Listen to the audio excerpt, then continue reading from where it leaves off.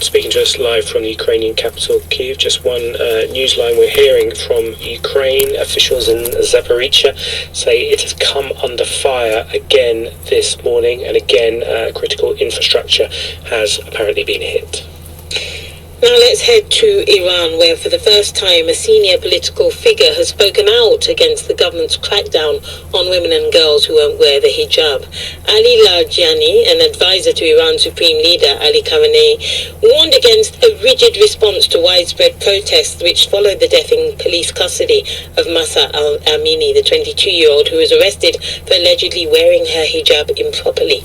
Well, a month into the protests, and BBC Today is taking a closer look at one of the biggest challenges to the religious leadership since the 1979 Islamic Revolution.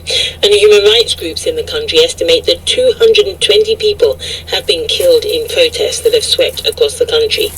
I've been speaking to Nega Mortazavi, a journalist and host of the Iran podcast focusing on Iranian politics and society. I asked if she'd ever anticipated what we've seen on the streets of Iran.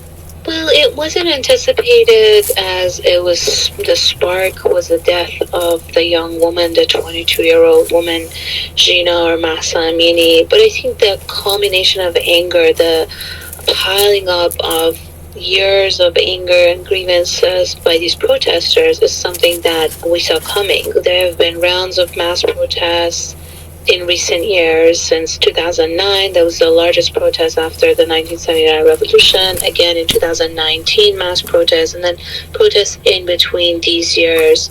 And every time